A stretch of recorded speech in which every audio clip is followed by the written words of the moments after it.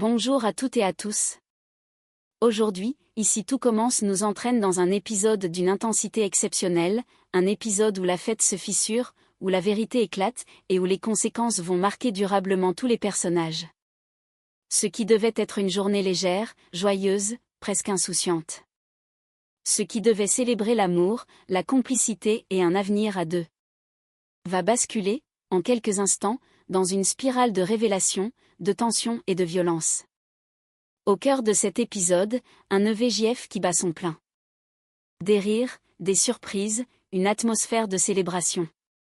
Mais derrière cette façade lumineuse, quelque chose ne va pas. Les regards sont fuyants. Les silences sont trop lourds. Et certaines blessures, longtemps enfouies, s'apprêtent à refaire surface. Colline n'en peut plus de se taire. Les manipulations qu'elle a subies vont enfin être mises en lumière. Les masques vont tomber. Et ce qui n'était encore qu'un malaise va se transformer en choc brutal. César, lui, va être confronté à ses propres contradictions. Pris entre culpabilité, silence et sentiments qu'il n'avait pas anticipés, il va devoir faire un choix, continuer à fuir ou affronter la vérité, au risque de tout perdre. Amaury, de son côté, refuse d'accepter l'inévitable. La perte de contrôle est imminente. La colère gronde. Et lorsque les mots ne suffisent plus, la situation va basculer dans l'irréparable. Dans cet épisode, la violence surgit là où personne ne l'attendait. Un geste de trop. Un instant de chaos. Et soudain, plus rien ne sera comme avant. Car les conséquences sont immenses. Un mariage est menacé. Une famille est profondément ébranlée. Des relations se brisent, parfois définitivement. Et même l'amour le plus solide va être mis à rude épreuve. Carla et Bérénice, au cœur de cette tempête, vont voir leur union vaciller sous le poids d'événements qui les dépassent. Entre culpabilité, peur, superstition et doute, elles vont devoir se demander jusqu'où elles sont prêtes à aller pour protéger ce qu'elles ont construit ensemble. Rien ne sera simple. Rien ne sera épargné. Et certaines décisions laisseront des traces bien au-delà de cette journée. Dans cette vidéo, nous allons revenir en détail sur toutes les scènes clés, tous les retournements, toutes les décisions lourdes de conséquences de cet épisode bouleversant d'Ici tout commence. Un épisode où la fête tourne au drame. Où la vérité fait mal.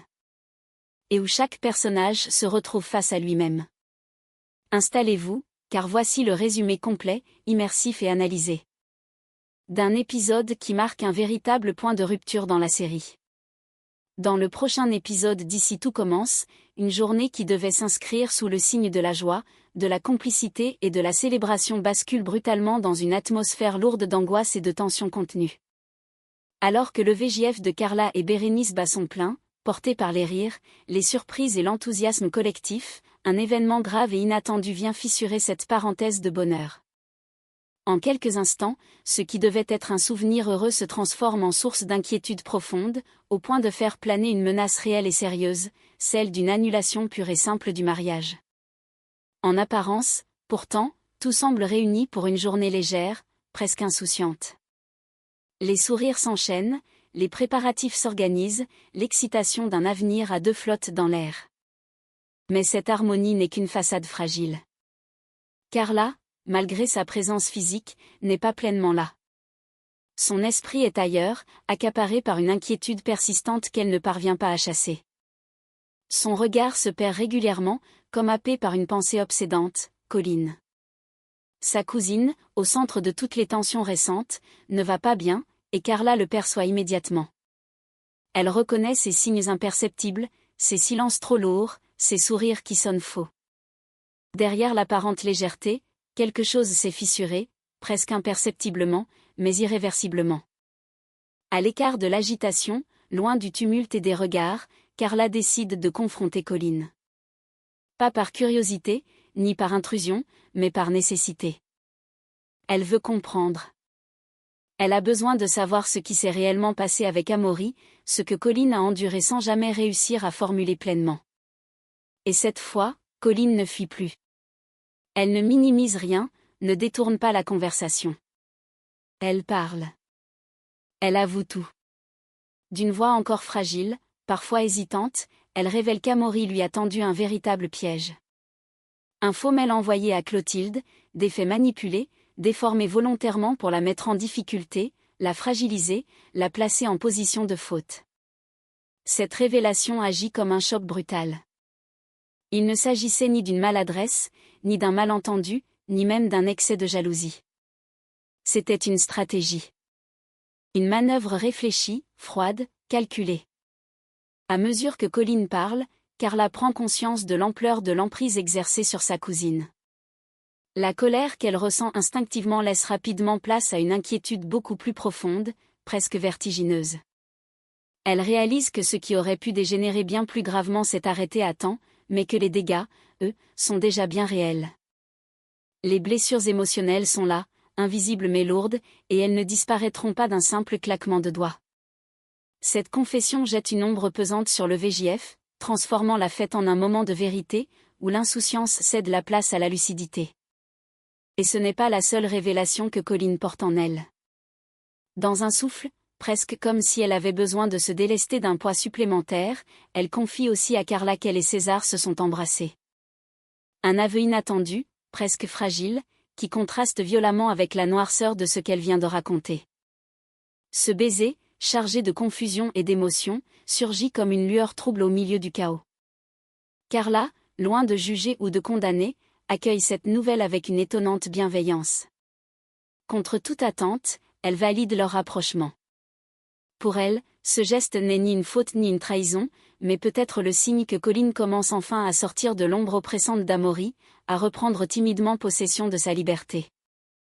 Ce moment d'intimité entre les deux cousines agit comme une respiration salvatrice au cœur de la tempête. Un instant suspendu, où la compréhension et le soutien prennent le pas sur le tumulte. Pourtant, l'inquiétude ne disparaît pas complètement. Car si Colin amorce un début de libération, les conséquences de cette affaire restent encore floues et potentiellement lourdes. Le mariage de Carla et Bérénice, déjà fragilisé par les tensions accumulées ces derniers jours, se retrouve désormais suspendu à un fil, menacé par des événements qui les dépassent. Ce qui devait être une simple journée de fête devient alors un tournant majeur. Un moment où les masques tombent, où les vérités éclatent. Un instant charnière où l'amour, sous toutes ses formes familiales, romantiques, protecteurs est mis à l'épreuve. Une question s'impose désormais, lourde de sens et impossible à ignorer. Ce terrible événement va-t-il réellement conduire à l'annulation du mariage ou révéler, au contraire, la solidité de ceux qui s'aiment vraiment, malgré les tempêtes ? La suite promet d'être profondément bouleversante. Juste avant son départ pour les Pays-Bas, Amaury tente un ultime coup de poker. Il refuse de partir sans avoir essayé une dernière fois de retenir Colin, comme s'il ne pouvait accepter de perdre le contrôle sans livrer un dernier combat. Le ton se veut d'abord doux, presque vulnérable, empreint d'une fausse fragilité. Mais très vite, l'intensité émotionnelle reprend le dessus. Il insiste, dramatise la situation, cherche encore à faire naître cette culpabilité qu'il a longtemps liée à lui, espérant raviver un attachement déjà fragilisé. Mais cette fois, quelque chose a profondément changé. Colin ne vacille plus. Elle l'écoute, sans l'interrompre, mais son regard est désormais clair, ferme, libéré. Ce qu'elle a compris ces derniers jours ne peut plus être effacé par des paroles ni par des promesses tardives. Trop de manipulation, trop de pression, trop de malaise accumulé. Il n'y a plus de place pour le doute. Alors elle tranche, sans détour, sans possibilité de retour en arrière. C'est fini. Je ne veux plus être avec toi. La phrase tombe comme une délivrance. Amaury reste figé, incapable de répondre. Au bord des larmes, il se tait. Pour la première fois, il n'a plus aucun levier, plus aucune emprise. Le silence qui l'oppose n'est plus une arme, mais un aveu d'échec. Colin, elle, ne se retourne pas. Elle vient de poser une limite définitive, claire, irrévocable. Ce moment marque une rupture essentielle. En se libérant d'Amaury, Colin se réapproprie enfin son espace, ses émotions, ses choix. Elle reprend le contrôle de sa propre histoire. Et surtout, elle peut désormais revenir à l'essentiel, profiter pleinement de l'EVJF de Carla et Bérénice, sans cette ombre pesante au-dessus d'elle. Peu à peu, le sourire revient, plus sincère, plus apaisé. La fête peut enfin retrouver son sens, même fragilisé, mais authentique. Pendant ce temps, loin de l'agitation de l'EVJF et des révélations qui secouent Colline, une autre vérité, plus silencieuse mais tout aussi déterminante, se joue ailleurs. Une vérité moins spectaculaire, mais lourde de conséquences, qui concerne directement César et ce qu'il est désormais incapable de nier. À la ferme, dans un cadre plus calme, presque hors du temps, César se confie à Léonard. Il ne tourne pas autour du pot. D'une voix hésitante, mais sincère, il lui avoue avoir embrassé Colline dans l'enclos à chevaux. Un moment suspendu, à l'écart du tumulte de l'institut, loin des regards, loin des tensions habituelles. Un instant qui, sur le moment, lui a semblé irréel, presque protecteur. Mais une fois les émotions retombées, cet aveu prend une toute autre dimension. Léonard comprend immédiatement que cette révélation n'est pas anodine. Il ne se réjouit pas, ne plaisante pas. Son visage se ferme, son regard devient plus grave. Il perçoit le danger avant même que César ne l'énonce clairement. Inquiet, lucide, il met son ami en garde. Colline, après ce qu'elle vient de traverser, ne peut pas se permettre de devenir à nouveau le centre d'un jeu affectif ambigu, même involontaire. Ce n'est pas une bonne idée de lui faire croire que tu la kiffes, lui lance-t-il sans détour, conscient de la fragilité de la situation. Mais César ne détourne pas le regard. Pour la première fois depuis longtemps, il ne cherche ni à minimiser ni à se cacher derrière une plaisanterie. Contre toute attente, il reconnaît ce qu'il n'avait encore jamais osé formuler clairement, même pour lui-même. Ses sentiments sont réels.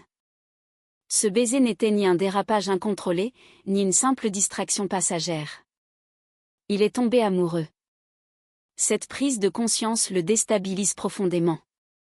Elle le met face à ses propres contradictions, à ses peurs, mais elle lui apporte aussi une forme de soulagement étrange, celui de ne plus se mentir. Léonard comprend alors que la situation est bien plus sérieuse qu'il ne l'imaginait au départ. Son ton change. Ce n'est plus un simple conseil amical, mais une mise en garde presque urgente. Il sait que le silence, dans ce contexte précis, pourrait devenir destructeur. César doit dire la vérité à Colline. Toute la vérité. Sans détour, sans calcul. Avant que quelqu'un d'autre ne s'en charge à sa place. Avant que les non-dits, une fois encore, ne fassent des dégâts irréversibles. Car Colline sort à peine d'une relation toxique, marquée par la manipulation et la perte de repères. Elle est encore fragile, en reconstruction. Et la prochaine étape de son parcours dépendra directement de la sincérité de ceux qui l'entourent, de leur capacité à ne pas reproduire les mêmes schémas, même involontairement. Entre libération, aveux à venir et choix difficiles, une nouvelle page est sur le point de s'écrire. Mais cette fois, elle exigera plus que des sentiments, elle demandera du courage, de la responsabilité et une honnêteté totale. Dans les cuisines du Doublat, l'atmosphère est inhabituellement silencieuse. L'effervescence habituelle a laissé place à une tension sourde, presque pesante. César est seul à son poste, concentré à l'extrême, presque fébrile.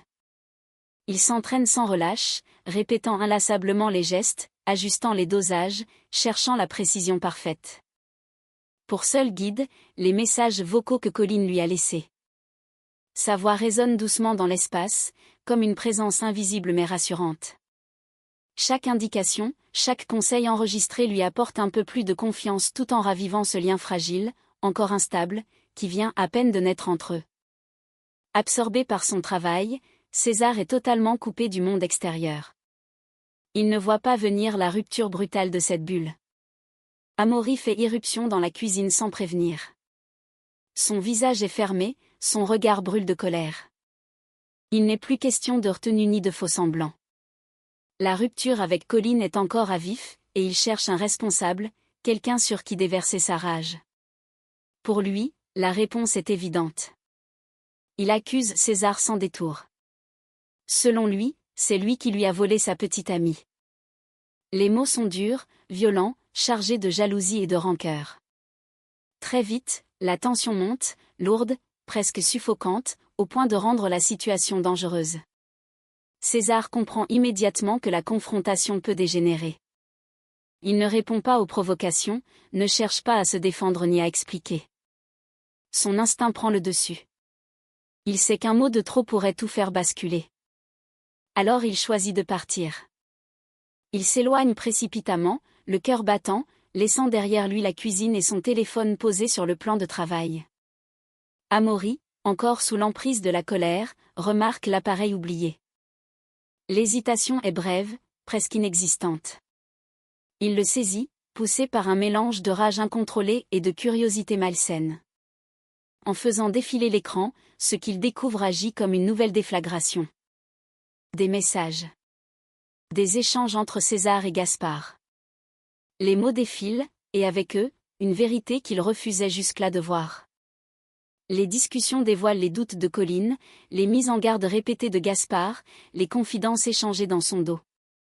Amaury comprend alors qu'il n'était pas seulement en train de perdre Colline, mais qu'il était déjà tenu à distance, analysé, observé, presque anticipé. Cette prise de conscience alimente encore davantage sa fureur. Sa colère ne se limite plus à César. Elle s'étend désormais à tout un cercle qu'il perçoit comme hostile, complice, ligué contre lui. Les pièces du puzzle s'assemblent lentement, mais inexorablement. Et cette découverte, lourde de rancœur et de frustration, pourrait bien devenir un élément déclencheur aux conséquences imprévisibles. Dans cette cuisine désormais vidée de ses témoins, le silence s'installe brutalement. Amaury reste seul, immobile, avec ce téléphone encore chaud dans la main. L'écran éteint n'efface rien.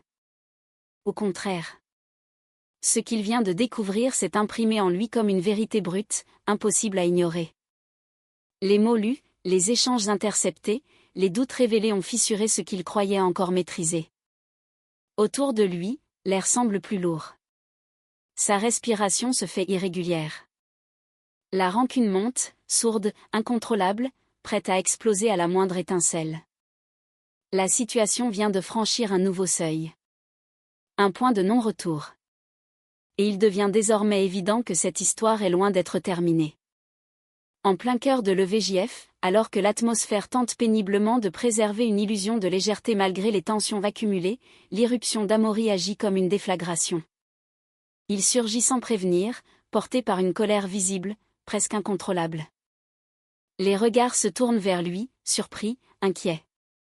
Il se plante face à Colline et lâche une accusation qui frappe comme une gifle en plein visage. Selon lui, César l'aurait manipulé depuis le début. Il l'accuse d'avoir menti, d'avoir feint l'intérêt, d'avoir joué un rôle parfaitement calculé dans le seul but de la détourner de lui. Le choc est immédiat. Colline vacille. Les mots d'Amaury se heurtent à tout ce qu'elle commence à peine à reconstruire. Elle se retrouve prise au piège, incapable de démêler instantanément le vrai du faux. Autour d'elle, les conversations se figent, les sourires disparaissent. La musique semble s'éteindre, presque symboliquement, comme si la fête elle-même retenait son souffle. Et comme si la situation n'était pas déjà au bord de l'implosion, César arrive à son tour. En voyant la scène, il comprend immédiatement qu'il n'a plus le choix. Le temps du silence, des demi-vérités et des esquives est terminé. Il n'y a plus d'issue possible par le retrait. Face à Colline, sous les regards lourds et tendus, il décide de dire toute la vérité. Il reconnaît ne pas avoir été honnête dès le départ. Il admet sans détour avoir joué un jeu dangereux, motivé par des choix discutables et des peurs qu'il n'a pas su gérer. Mais il avoue aussi quelque chose qu'il n'avait jamais anticipé, ni même osé se formuler clairement, il est réellement tombé amoureux d'elle. Ses mots sont maladroits, parfois tremblants, chargés à la fois de culpabilité et d'une sincérité brute, presque douloureuse. Il ne cherche plus à se défendre ni à convaincre. Il parle parce qu'il le doit. Parce que continuer à se taire serait une nouvelle forme de trahison. Cette confession agit comme un détonateur. Amaury explose. Toute retenue vole en éclats. Sa colère déborde, incontrôlable. Dans un geste brutal et incontrôlé, Amaury s'en prend à César, sous les yeux horrifiés des invités. La scène bascule immédiatement dans le chaos. Des cris retentissent, certains reculent, d'autres restent figés, incapables de réagir. Le temps semble suspendu, comme si personne n'osait encore croire à ce qui vient de se produire. Mais le pire reste à venir. Dans la confusion totale, Amaury perd complètement le contrôle. Les gestes deviennent désordonnés, dangereux. Et dans la confusion la plus totale, Rose est violemment projetée. Le choc est brutal. La fête se transforme en cauchemar absolu. Les cris redoublent, la panique s'empare de tous. Les secours sont appelés dans l'urgence. Chacun comprend, à cet instant précis, que plus rien ne sera jamais comme avant. À l'hôpital, l'angoisse atteint son paroxysme. Carla et Bérénice attendent, pétrifiées, rongées par la peur. Les minutes s'étirent, interminables. Chaque silence devient une menace. C'est finalement Constance qui leur apporte des nouvelles. Rose est vivante. Elle va bien. Elle souffre seulement d'un léger traumatisme crânien. Un soulagement immense, presque irréel, envahit la pièce. Les larmes montent, mêlant peur, fatigue et gratitude. Mais ce soulagement s'accompagne immédiatement d'une condition: Rose doit rester hospitalisée sous surveillance pendant 48 heures. Cette annonce, pourtant rassurante, entraîne des conséquences immédiates. Rose ne pourra pas assister au mariage. Pour Carla, la décision est instantanée, instinctive, irrévocable. Il est hors de question de se marier sans sa mère. Peu importe les mois de préparation, les invités, les efforts fournis, les rêves projetés. Ce jour-là perd tout son sens si Rose n'est pas là. L'émotion prend le pas sur la raison. La douleur est trop forte. Carla préfère tout annuler. Ce qui devait être une célébration de l'amour devient le symbole d'une fracture profonde, née de la violence, des mensonges et de décisions irréfléchies qui laissent des traces durables. Les relations sont brisées, les certitudes pulvérisées, et les conséquences de cette soirée continueront longtemps de hanter les personnages. Après le choc des derniers événements, les tensions ne retombent pas immédiatement. L'émotion est encore trop vive. Bérénice, profondément bouleversée par ce qui s'est produit, décide pourtant de faire un pas vers Colline. Avec une sincérité palpable, elle lui présente ses excuses. Elle reconnaît s'être immiscée dans sa vie, avoir franchi une limite qu'elle n'aurait jamais dû dépasser. Son ton est humble, presque fragile. Elle ne cherche ni à se justifier ni à se protéger. Elle veut simplement apaiser ce qui peut encore l'être, avant que les fractures ne deviennent irréversibles. Mais pour Colline, la blessure est trop profonde pour être refermée aussi facilement. Elle écoute Bérénice jusqu'au bout, sans l'interrompre, sans éclat, sans colère visible. Pourtant, son regard reste fermé, comme verrouillé de l'intérieur. La trahison est encore vive, brûlante, bien trop récente pour être atténuée par des excuses, aussi sincères soient-elles. Après tout ce qu'elle a traversé, après les manipulations, les silences et les décisions prises à sa place, Colline n'est pas prête à pardonner. Pas maintenant. Peut-être même jamais. Elle refuse les excuses de Bérénice, non par cruauté, mais par nécessité. Puis elle pose une décision radicale, nette, sans appel, elle se retire du mariage. Sa présence n'a plus de sens à ses yeux. Ce choix est autant un geste de protection qu'une affirmation de soi. Pour la première fois depuis longtemps, elle pose une limite claire, après avoir trop souvent laissé les autres décider pour elle. Cette annonce laisse Bérénice profondément déstabilisée. Elle se sent immédiatement submergée par la culpabilité. Perdure en elle la crainte d'avoir franchi un point de non-retour. Elle redoute que cette rupture avec Colline n'entraîne des conséquences irréversibles, non seulement sur leurs liens familiaux, mais aussi sur sa relation avec Carla. Elle a peur d'avoir blessé indirectement la femme qu'elle aime, d'avoir fragilisé un couple déjà mis à rude épreuve par l'annulation du mariage. Le doute s'installe, lentement, sourdement, pesant sur chacune de ses pensées. Mais Carla, contre toute attente, se montre d'une maturité et d'une douceur désarmantes. Là où Bérénice redoute reproches et tensions, elle trouve au contraire une écoute calme et apaisante. Carla ne lui en veut pas. Elle ne cherche ni coupable ni responsable. Elle comprend la complexité de la situation, les émotions contradictoires, les erreurs humaines commises sans toujours mesurer leurs conséquences. Pour elle, l'essentiel n'a pas changé. Leur amour est intact. Ce qui compte réellement, ce n'est ni la date du mariage, ni la cérémonie, ni même les imprévus successifs, mais ce qu'elles construisent ensemble, jour après jour. Dans un moment d'intimité retrouvée, à l'écart du tumulte et des regards extérieurs, les deux femmes se retrouvent enfin. Elles parlent longuement, sans colère, sans reproche, sans faux semblant. Les mots sont simples, sincères, parfois chargés d'émotion, mais jamais accusateurs. Et de cette discussion naît une décision commune, mûrie ensemble, elles refusent de laisser cette tempête définir leur avenir. Le mariage n'est pas annulé par renoncement ou par échec, mais simplement reporté. Dès à présent, elles choisissent de chercher une nouvelle date, déterminées à reprendre la main sur leur histoire, à leur rythme, sans subir les événements. Dans Ici tout commence, cette séquence marque un tournant plus doux, presque réparateur, après la violence et le chaos des épisodes précédents. Les blessures sont encore là, bien sûr. Les cicatrices mettront du temps à se refermer. Mais une chose est désormais claire, malgré les trahisons, les ruptures et les choix difficiles, certains liens résistent, plus forts que tout. Et pour Carla et Bérénice, l'avenir reste ouvert. Pourtant, à force d'obstacles accumulés, le doute finit par s'immiscer.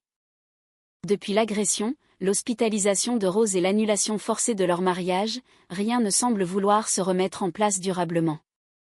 Chaque tentative pour retrouver un semblant de normalité se heurte à un nouvel imprévu, comme si une force invisible s'acharnait à contrarier leur projet. Peu à peu, l'enthousiasme laisse place à une forme de découragement silencieux. Les deux jeunes femmes en viennent même à se demander si leur union n'est pas frappée d'une étrange fatalité, comme si le sort lui-même s'opposait à leur bonheur. Cette idée, qui aurait pu rester une plaisanterie passagère, prend une tournure bien plus sérieuse lorsque Charlotte s'en mêle. Convaincue que rien n'arrive par hasard, elle affirme, avec un aplomb troublant, que les futures mariées sont bel et bien maudites. Selon elle, tout aurait commencé le jour où Bérénice a vu Carla en robe blanche avant la cérémonie, un signe qu'elle considère comme de très mauvais augure. À bout, épuisée émotionnellement, Carla finit par poser la question qui lui brûle les lèvres. Elle se tourne vers sa belle-mère, à la fois ironique et désespérée, et lui demande si elle connaît un moyen de contrer cette fameuse malédiction. La réponse de Charlotte tombe, aussi sérieuse qu'inattendue, pour rompre le mauvais sort, il faudrait brûler la robe de mariée. Cette idée, complètement déraisonnable en apparence, trouve pourtant un écho troublant dans l'esprit de Carla. D'autant plus que cette robe n'est pas un simple vêtement. Elle appartenait à sa grand-mère, un héritage chargé d'histoire, de souvenirs et d'émotions. Et pourtant, dans un moment de panique mêlée de superstition, Carla se surprend à envisager l'impensable, prête à sacrifier ce symbole familial si cela peut sauver leur mariage. Bérénice, de son côté, tente de ramener un peu de rationalité. Elle refuse de croire à cette prétendue malédiction et s'oppose fermement à l'idée de détruire la robe. Pour elle, ni le feu ni les superstitions ne régleront leurs problèmes. Elle rassure Carla, lui rappelle que leur amour n'est pas soumis à des signes ou à des présages, et qu'il est inutile d'aller aussi loin pour conjurer un sort imaginaire. Mais alors que la discussion atteint son paroxysme, un nouvel élément vient brutalement tout faire basculer. Constance surgit, visiblement affolée. Son visage trahit l'urgence et l'inquiétude. Sans détour, sans préambule, elle lâche la nouvelle qui achève de faire vaciller les futurs mariés, elles ne retrouvent plus leurs alliances. Elles ont disparu. Le silence s'abat aussitôt. Peu à peu, le doute s'installe de nouveau, plus profond, plus insidieux que jamais. Ce qui ressemblait jusque-là à une succession de coups du sort commence à prendre une autre dimension. Malédiction ou simple enchaînement de catastrophes ? La question, autrefois balayée d'un revers de main, s'impose désormais avec une force inquiétante. Dans Ici tout commence, cette intrigue oscille alors entre émotion brute, superstition grandissante et nervosité extrême. Les certitudes vacillent, les esprits s'emballent, et une interrogation devient inévitable, presque obsédante. Jusqu'où Carla et Bérénice devront-elles aller pour enfin pouvoir se dire oui sans qu'un nouvel imprévu ne vienne, une fois encore, tout anéantir ? Alors que le doute et la superstition ont presque pris le dessus, Bérénice retrouve Carla dans un état de panique extrême. La scène est saisissante. Carla est là, face à la robe de mariée, figée, le regard perdu, prête à commettre l'irréparable. Le geste qu'elle envisage est lourd de sens. Brûler cette robe, héritage précieux transmis par sa grand-mère, serait pour elle une tentative désespérée de conjurer ce qu'elle perçoit désormais comme une malédiction. Ce n'est plus seulement une question de superstition, mais un cri de détresse, une manière maladroite de reprendre le contrôle sur une situation qui lui échappe. Bérénice comprend immédiatement que la situation a dépassé le simple stress des préparatifs. Ce n'est plus une crise passagère, mais un véritable effondrement émotionnel. Elle s'approche, inquiète mais déterminée, consciente que chaque mot compte. Avec une infinie douceur, elle tente de ramener Carla à la raison. Elle lui rappelle l'essentiel, ce qu'elle risque d'oublier sous le poids des épreuves, peu importe les obstacles, elles affronteront tout ensemble. Main dans la main. Rien, ni les imprévus, ni les peurs, ni les croyances irrationnelles, ne doit les séparer ni remettre en cause ce qu'elles construisent depuis le début. Et alors que la tension atteint son paroxysme, qu'un point de rupture semble imminent, un retournement totalement inattendu vient tout balayer. Angèle arrive, presque essoufflée, visiblement pressée, avec une nouvelle qui change instantanément la donne. Les alliances n'ont jamais disparu. Elles n'ont pas été volées, ni perdues, ni emportées par une quelconque malédiction. Elles étaient simplement restées dans sa camionnette. La révélation agit comme une délivrance immédiate. En l'espace d'une seconde, la peur laisse place à un immense soulagement. Carla saute de joie, submergée par l'émotion. Les larmes montent, mais cette fois, ce sont des larmes de bonheur, de relâchement, presque de gratitude. Le sort, pour une fois, semble enfin leur accorder un répit. Mais pendant que certaines angoisses se dissipent, ailleurs, une autre blessure reste béante. Après un week-end éprouvant passé à l'hôpital, Rose est enfin de retour chez elle. Son état s'est amélioré, son pronostic est rassurant, mais l'onde de choc provoquée par l'agression est encore bien présente. Rien n'est réellement réglé sur le plan émotionnel. Colline, elle, vit ses retrouvailles avec un poids immense sur les épaules. La culpabilité la ronge de l'intérieur. Elle ne peut s'empêcher de penser que la chute de Rose est, au moins en partie, la conséquence directe de ce qu'elle a traversé, des tensions qu'elle a subies, des choix qui ont été faits autour d'elle. Cette idée l'obsède, l'empêche de respirer pleinement, de retrouver un semblant de paix intérieure. Face à Carla et à Rose, Colline décide alors de ne plus se taire. Elle annonce avoir pris une décision forte, réfléchie, lourde de conséquences. Elle a demandé à Clotilde de retirer César de sa brigade. Ce choix n'est en rien anodin. Il marque une rupture nette, presque définitive. Colline est en colère, profondément blessée par les mensonges, les manipulations et les jeux dangereux dont elle a été victime. Elle refuse désormais de devoir quoi que ce soit à César, que ce soit sur le plan professionnel ou émotionnel. Elle veut se détacher complètement, reprendre le contrôle de sa trajectoire. Mais ce n'est pas tout. Colline confie également qu'elle ne souhaite plus parler à Bérénice. La fracture est encore trop récente, trop douloureuse pour être surmontée. Même si la situation semble s'apaiser autour du mariage, certaines relations, elles, restent profondément brisées. Colline a besoin de distance, de silence, de temps pour se reconstruire loin des tensions, loin des compromis forcés, loin des attentes des autres. Dans Ici tout commence, cet épisode marque ainsi un contraste saisissant entre soulagement et culpabilité, entre renaissance et rupture. Tandis que Carla et Bérénice retrouvent peu à peu l'espoir et la perspective d'un avenir apaisé, Colline, elle, continue de payer le prix émotionnel de cette tempête. La fête peut reprendre, en apparence. Mais les cicatrices, elles, mettront encore longtemps à se refermer. De son côté, César touche le fond. Les événements récents l'ont laissé vider, abattu, comme s'il avait perdu à la fois sa place, sa légitimité et toute perspective d'apaisement. Le regard fuyant, les épaules basses, il doute de tout, y compris de sa présence au sein de la brigade. L'idée d'abandonner, de tout laisser derrière lui traverse l'esprit, presque comme une échappatoire à une culpabilité devenue trop lourde à porter. C'est alors que Clotilde intervient. Elle ne tourne pas autour du pot. Fidèle à son caractère, elle le prend à part avec cette autorité mêlée de lucidité qui la caractérise. Elle lui rappelle une règle simple mais implacable, on ne quitte pas une brigade à la veille de Noël, encore moins 2 jours avant une échéance aussi importante. Derrière la fermeté de ses mots, le message est clair. César a commis des erreurs, parfois graves, mais fuir ne les réparera pas. Il doit assumer, rester, tenir bon, et aller jusqu'au bout de ce qu'il a commencé. Ses paroles ne sont ni douces ni complaisantes, mais elles sont justes. Et surtout, elles obligent César à se regarder en face, sans détour. Pendant ce temps, dans les cuisines, loin des cris, des drames et des décisions irréversibles, une autre tentative de réparation se joue. Plus discrète. Moins spectaculaire. Mais peut-être tout aussi essentielle. Gaspard s'approche de Colline avec une prudence presque palpable. Il a parfaitement conscience que les silences ont fait trop de dégâts, que les mots non dits ont parfois blessé autant que les actes. Son attitude est humble, presque fragile, à milieu de l'assurance qu'il affiche habituellement. Il sait qu'il a dépassé certaines limites, qu'il s'est mêlé de choses qui ne le regardaient pas toujours, même si ses intentions étaient sincères. Alors, pour une fois, il ne contourne rien. Il met carte sur table.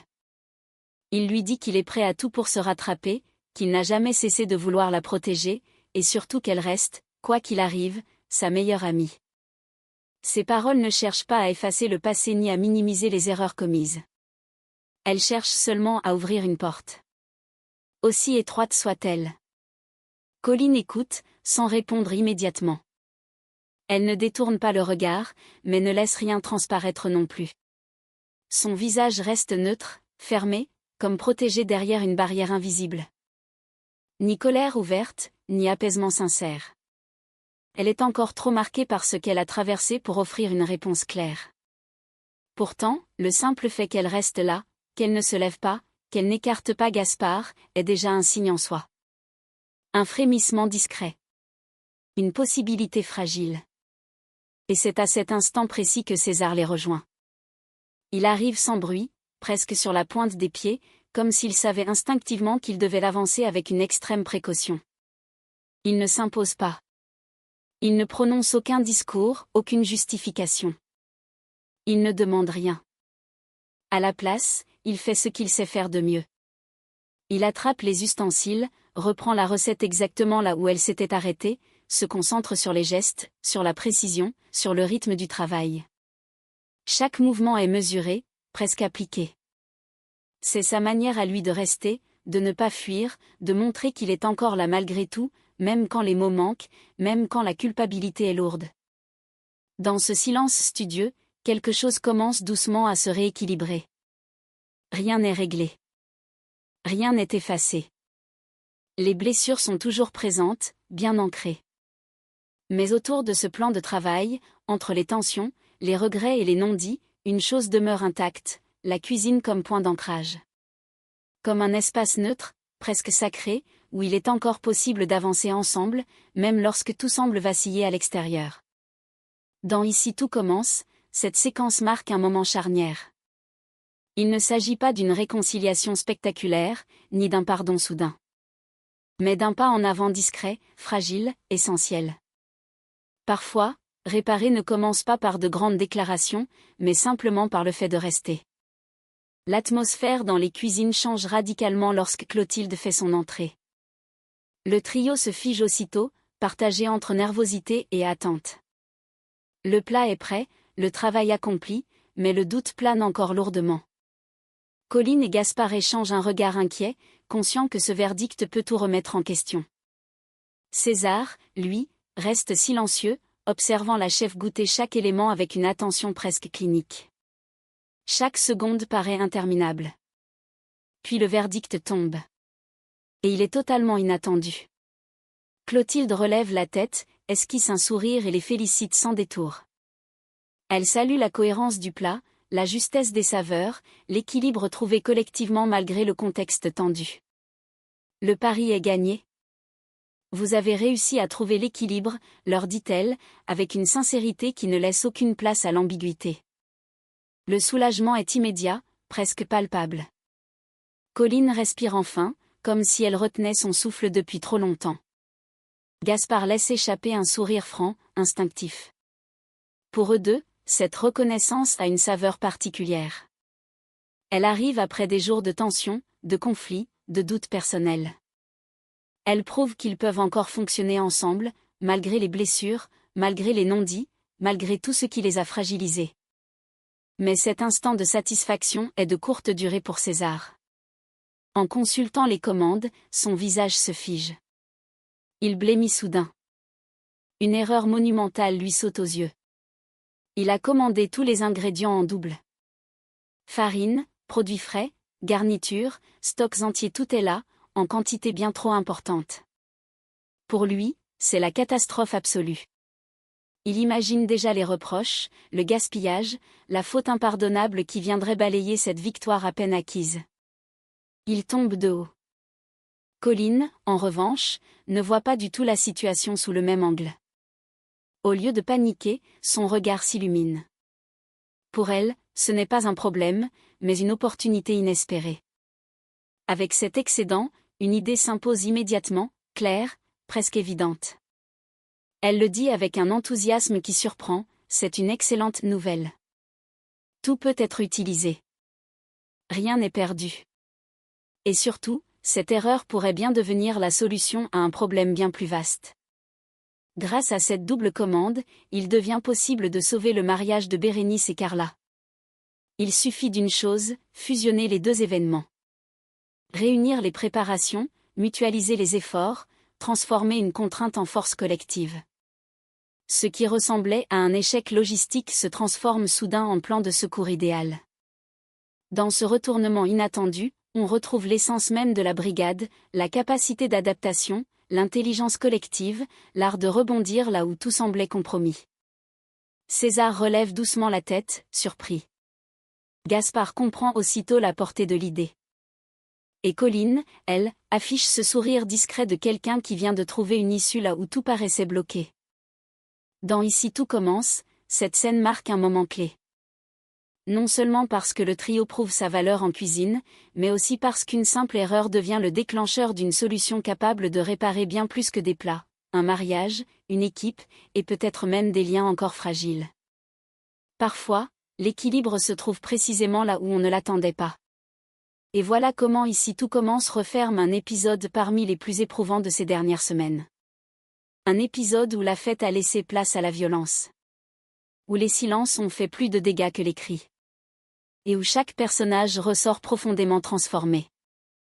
Car derrière les drames, les chutes, les aveux et les ruptures, une vérité s'impose, rien ne se reconstruit sans conséquence. Colline a posé des limites, peut-être pour la première fois de sa vie, mais le prix à payer est lourd.